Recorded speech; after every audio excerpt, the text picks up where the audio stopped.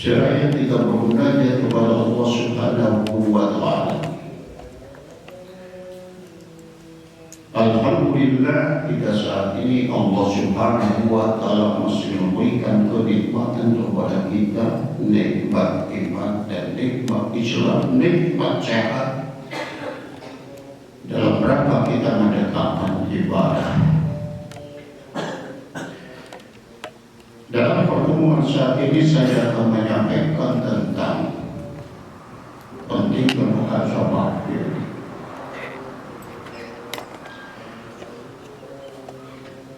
Bahwasanya kehidupan kita di alam dunia ini,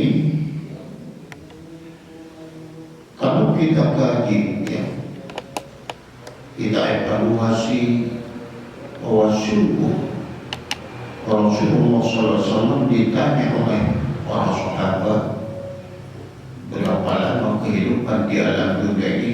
Ya Allah Subhanahu wa.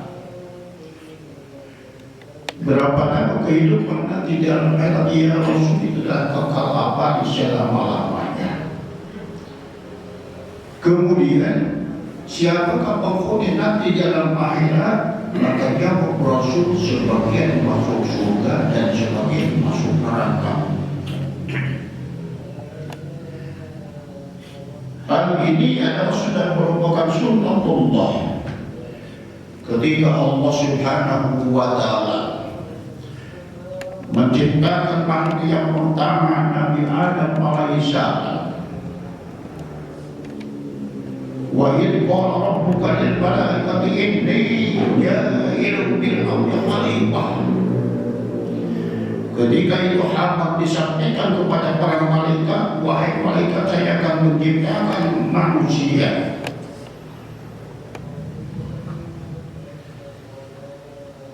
Lalu bagaimana para malaikat menjawab? Qalu ataj'alu fiha may yufsidu fiha wa yasfiku dima' wa nahnu nusabbihu bihamdika wa nuqaddisu lak. Ya Allah, mengapa Kau akan menciptakan manusia? Manusia dalam kehidupannya itu adalah senantiasa selalu bertengkar, selalu berperang, selalu bertumpah darah. Itu yang terjadi. Lalu bagaimana dia Allah ini alamu mala ta'lamu, saya lebih mengetahui apa yang tidak engkau ketahui itu. Lalu memang kenyataannya mengapa saat ini? Maka sudah tentu banyak manusia yang berlomba-lomba tentang urusan dunia. Terjadi kasus demi kasus sampai dia demi urusan dunia, pembunuhan, pelecehan seksual. Memang kalau setiap hamba Allah diberi kenikmatan yang luar biasa, ada sebagian manusia yang lupa terhadap pemberi nikmat yang Allah Subhanahu wa Ta'ala. Bahkan manusia itu tidak perlu kesah. Tidak insana khuliqa halu'a. Kalau kesah manusia itu diberi sakit saja batuk sebulan, aku pak saya batuk sebulan belum sembuh-sembuh, itu disampaikan. Aduh pak cucu saya sakit, kau belum sembuh-sembuh, kenapa padahal saya berdoa bermunajat kepada Allah Subhanahu wa Ta'ala, tapi mengapa doa ini tidak dikabul ya Allah? Maka itulah memang manusia perlu kesah dalam kehidupannya di alam dunia ini. Banyak anak muda ngaji ke masjid Korea, ya, mendengarkan ceramah Korea, males. Itu ya, silaturahmi Korea, diberi sakit, waduh sakit, itu kan, nah maka itulah terus kesah. Diberi kemiskin, waduh, boro-boro saya ke masjid makan saja sudah tidak bisa. Nah itu kan keluh kesah. Kita bersyukur idza masau syarru. Sesungguhnya Allah berikan kemudian ujian dengan kekurangan, maka dia mengeluh dalam hidup. Wa idza masau khairu manu'a.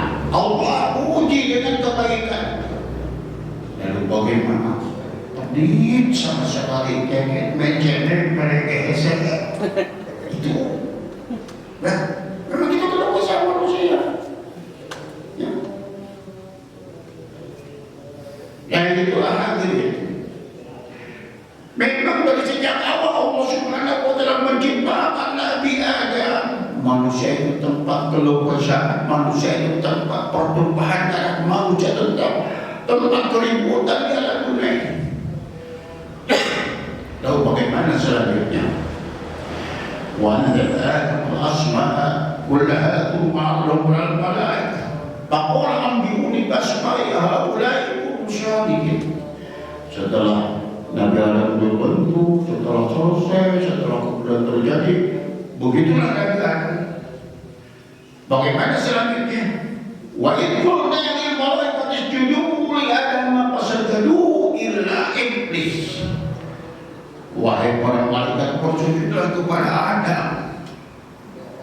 Ya, itu. Karena Adam telah diuji, sampaikanlah bahwasanya Allah Subhanahu wa taala mengajarkan tentang berdak-berdak pada saat di surga. Maka disampaikan kepada para malaikat tentang kemampuan, kebenaran tentang semua benda-benda yang ada di surga. Lalu bagaimana pada saat itulah semua para malaikat sujud. Illa iblis, kecuali iblis.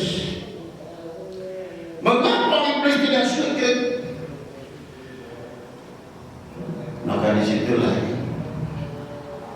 ya, wa ma mana'aka la asjuda. Mengapa iblis itu tidak sujud? Ini amarta kepada Tuhan, aku perintahkan, kata Allah. Bagaimana kata iblis? Walana khairum minhu, kata iblis, saya itu lebih mulia dibandingkan dengan Adam. Khalaqtani min nar, saya diciptakan dari api, sedangkan Adam khalaqtahu min tin, diciptakan dari tanah yang buruk, diinjak-injak. Maka disitulah iblis itu terus senantiasa merasa bangga. Bagaimana kata Allah? Bahwa engkau ada termasuk makhluk yang aku dan sombong, maka engkau campakkanlah di dalam neraka. Bagaimana iblis berkata, jawab lagi. Qala anzurni ila yaumi yub'atsun. Iblis berkata, kalau begitu saya memohon penangguhan itu, penangguhan iblis ya. Jadi sekarang terjadi pada diri manusia, begitu dia mau masuk penjara, saya siap oleh pengacara penangguhan penahanan. Itu ya. Itu terjadi pada diri manusia saat ini. Itu iblis waktu itu.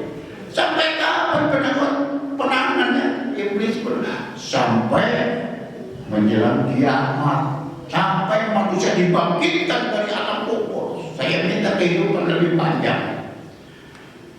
Itulah iblis. Ya. Maka saudara, karena saya ini adalah akan dicampurkan dalam neraka, maka saya membutuhkan teman dan saya akan menggoda semua makhluk-makhluk Nabi Adam dan keturunannya. Maka dalam Al-Quran selanjutnya, silakan Adam, engkau hidup di surga dengan enak-enak, dengan makanan yang enak, nikmati semua yang ada. Akan tetapi jangan mendekati satu pohon itu. Seandainya terjadi itu, maka engkau termasuk yang dolim bersama istrinya. Tapi yang namanya iblis menggoda terus. Tumala atiyannahum min bayni aydihim wa min khalfihim wa aymanihim wa an shimalihim. Bagaimana saya akan menggoda Nabi Adam dan keturunannya? Dari depan saya menggoda, dari belakang saya juga menggoda, dari kiri kanan saya akan menggoda. Itu kata iblis, ya. Bahkan disitulah yang terjadi.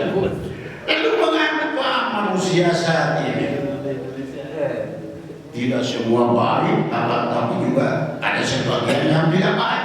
Itulah karena iblis, ya. Maka disitulah ya, dalam kehidupan kita sudah tidak aneh perubahan karena memang dari awal juga kan dari Al-Quran surat Al-Baqarah itu dijelaskan manusia tentang pertumbuhan darah, ribut dan segala macam itu Allah akan menciptakan manusia memang di alam dunia ini. Kalau kita tadi mengapa? Itu adalah sudah Allah ya, itu di zaman ini ketika Nabi Adam diturunkan dari surga ke arah dunia karena ia telah zalim. Mengapa Nabi Adam rakus sudah diberi kenikmatan di surga, tetapi ia terus ada keinginannya dengan istrinya itu digoda oleh iblis, maka diturunkan ke alam dunia ini. Bagaimana 40 tahun Nabi Adam dan si Hawa telanjang dalam dunia ini, lalu bagaimana mencium bau urusan dunia. Nah itulah. Bagi kalau kita sebagai orang yang beriman sungguh tidak akan berlomba-lomba dengan urusan dunia, hanya sekedarnya saja. Ya, mengapa?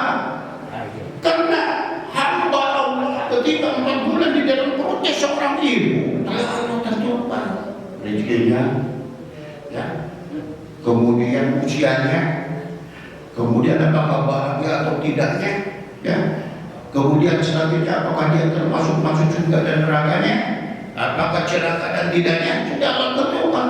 Hanya manusia wajib ikhtiar untuk merubah nasib itu.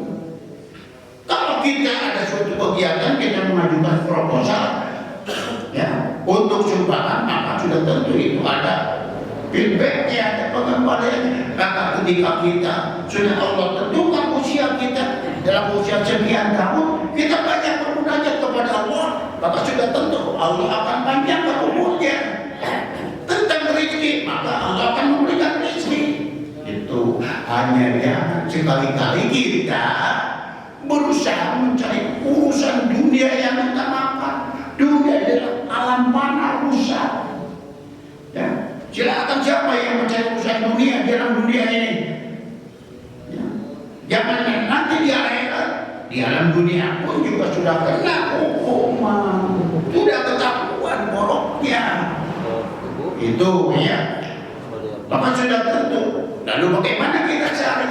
Yang pertama, carilah dengan urusan akhirat kita. Kita beribadah kepada Allah Subhanahu wa taala. Kita beribadah kepada sama manusia. Hablum minallah wa hablum minannas. Maka sudah tentu disitulah jika seandainya hamba Allah mencari dengan urusan dunia dan mencari urusan akhirat, maka urusan dunia itu akan Allah cukupi. Jadi jangan takut. Kebanyakan manusia lebih dulu dunia, itu adalah salah. Nah, para bapak, para ibu sekalian, dalam hal inilah maka sudah tentu disebutkan walaqad makkannakum fil ardi wa ja'alnakum fiha ma'ayish qalilan ma tashkurun.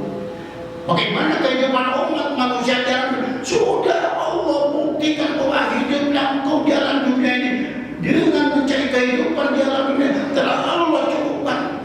Qalilan ma tashkurun, tapi telah Allah berikan kecukupan hambanya di dalam dunia ini. Hanya sedikit orang yang bersyukur. Tuh ya, jadi banyak sekali godaan. Sudah diberi kekayaan, lebih kaya, istrinya tidak cukup satu, tambah lagi 2, 3, itu godaan ya. Nah seperti itu ya. Atau ingin beli apa kan. Nah itu jadi godaan. Bahkan di dalam dunia ini manusia penuh dengan keluh kesah.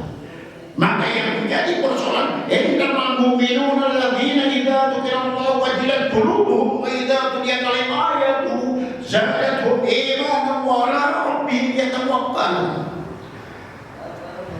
Pelihara iman kita di mana kita berada. Allah melihat kita ya. Pernahkah kita mendengar dari Allah kata Allahu Akbar, Allahu Akbar?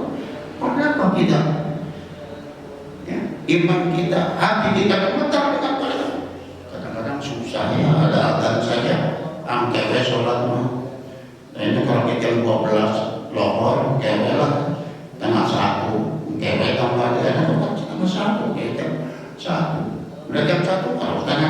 kere jam 2, setelah jam 2 kere, setelah jam setengah 3 kere pensiun. Ternyata sudah pensiun juga tetap saja begitu. Itulah manusia perlu besar. Ya. Nah, itulah kehidupan kita di alam dunia ini. Padahal sudah Allah cukupkan kehidupan di alam dunia. Majis mencari penghidupan di alam dunia ini. Ya. Kemudian ketika kita mendengar ayat-ayat Allah, pertama iman kita. Ya. Kemudian setelah kita ikhtiar berusaha untuk kehidupan di alam dunia ini, semata beribadah kepada Allah dan beribadah kepada sama umat manusia, bagaimana hasil akhirnya? Kok segini ya saya? Kok segini ya? Nah itu kan kalau besar lagi. Maka bagaimana? Tawakal Allah, kita selalu bertawakal kepada Allah Subhanahu wa Ta'ala. Itu ya. Maka oleh karena itulah dalam hal ini penting kita sekali menyebar, ya sebentar saja kita masih tidak usah panjang-panjang, ya, itu tidak tahu ada jamuan banyak. Ya dalam hal inilah bapak-bapak, ya, saya sedang menyampaikan watawasau bil haqqi watawasau bis sabr, kita saling menasihati dengan kebenaran dan saling menasihati dengan kesabaran, bahwa kehidupan kita di alam dunia ini penuh dengan keluh kesah. Akan tetapi bagaimana dalam Al-Quran, ya ayyuhan nafsul mutmainnah irji'i ila rabbiki radiyatan mardiyah fadkhuli ibadi wadkhuli jannati. Bagaimana kita membangun ketenangan jiwa kita dalam Al-Quran, wahai jiwa yang tenang, kembalilah, irji'i kepada Allah. Paduli ibadi, masukkanlah engkau kepada kelompok yang beribadah. Itulah ya. Ya ayyuhan nafsul mutmainnah irji'i ila rabbiki, kembalilah kepada Tuhanmu untuk mencari keridhaan dari kami, kata Allah. Paduli ibadi, janganlah engkau selalu beribadah kepada Allah. Paduli jannati, jaminan Allah adalah surga. Jadi apapun kita, apa yang kita harapkan, maka sudah tentu ibadah wa ma umiru illa liya'budullaha mukhlishina lahuddin. Maka kita diperintahkan untuk beribadah secara ikhlas, ibadah secara vertikal kepada Allah, ibadah secara horizontal kepada sesama manusia, maka sudah tentu dengan ikhlas. Di mana tempat ikhlas? Dalam hati.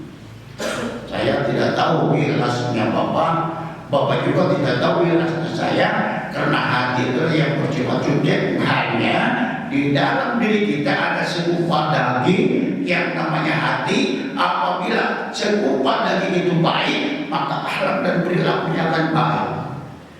Akan tetapi jika segumpal daging itu buruk, maka sudah tentu akhlak dan perilakunya akan buruk.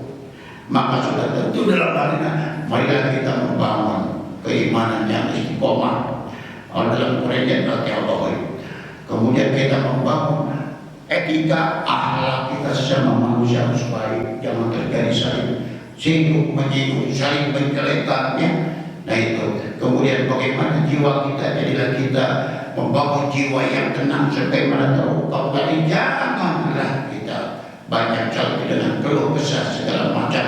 Apa yang kita alami, bahwa kehidupan di alam ini hanyalah ujian Allah uji. Dengan apa Allah uji? Dengan kekayaan Allah uji, dengan kemiskinan Allah uji, dengan sakit juga Allah uji. Jika seandainya Allah memberikan ujian sakit kepada kita, ulah haram. Kalau kita sabar, maka sudah tentu dalam hal itulah akan menembus semua dosa yang telah lalu. Kalau kita sabar. Tapi kadang-kadang kita banyak sekali iblis menggoda.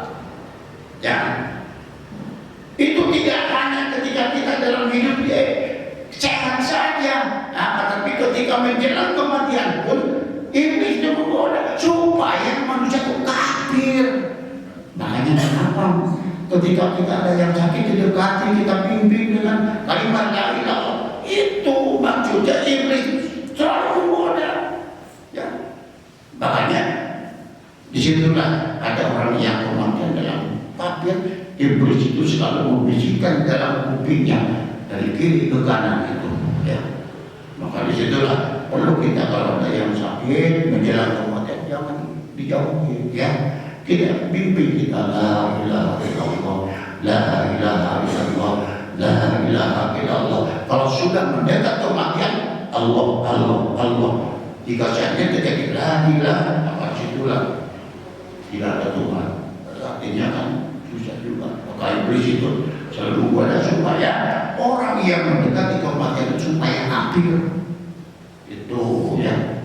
Maka dalam hal inilah ya, kita senantiasa kehidupan kita selalu berjalan dalam kebenaran, kita selalu berjalan dalam keadaan keridhaan, bahwa kita sadar di sebelah kanan kita adalah malaikat rohim yang mencatat, di sebelah kiri kita juga malaikat hakim yang mencatat malaikat rohim mencatat kebaikan, maka hakim mencatat keburukan. Maka sudah tentu semua ucapan kita, tindakan kita, perilaku kita itu ada nanti di akhirat dalam catatannya itu. Sebagaimana manusia saat ini, hal yang tidak mungkin. Dulu kita menelpon tidak pernah melihat wajahnya, tidak tahu orangnya di mana. Tapi saat ini kita sudah canggih. Begitu menelpon bisa melihat video orangnya, bisa dilihat. Oh di situ ya, orangnya sedang di Jawa, di WC itu bisa dilihat. Nah, Allah itu lebih cerdas dan lebih canggih daripada kemampuan manusia. Maka semua catatan-catatan nanti, nama saya, nama bapak, nama ibu, semua ada catatan-catatannya nanti di alam akhirat. Nah, para bapak, para ibu sekalian, maka baiklah kita bersama-sama bahwasanya dalam kehidupan kita membangun jiwa kita, semangat kita. Maka sudah tentu dalam hal inilah kita harus membangun ya, memiliki psikologi jiwa yang senantiasa yang tenang, memiliki psikologi fisik yang sehat.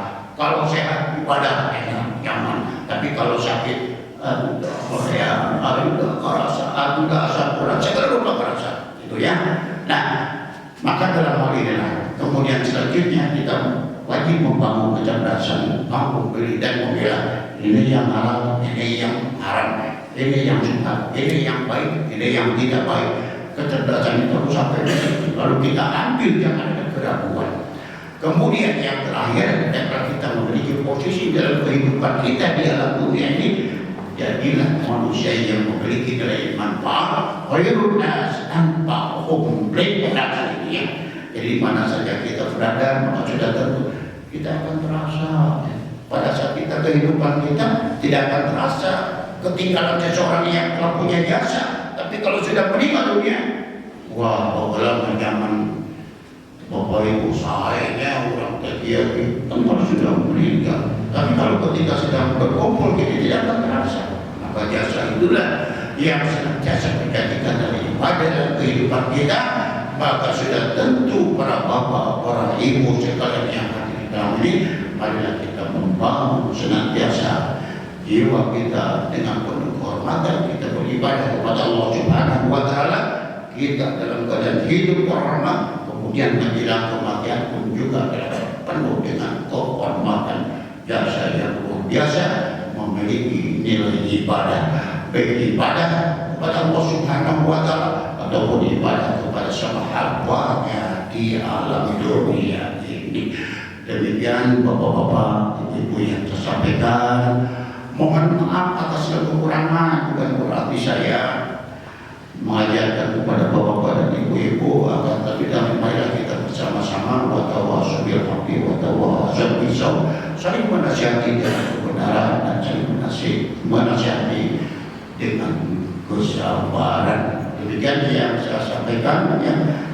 Bicara tidak perlu panjang-panjang, kita jalan-jalan, kalau lebih panjang naik kuda buka-buka.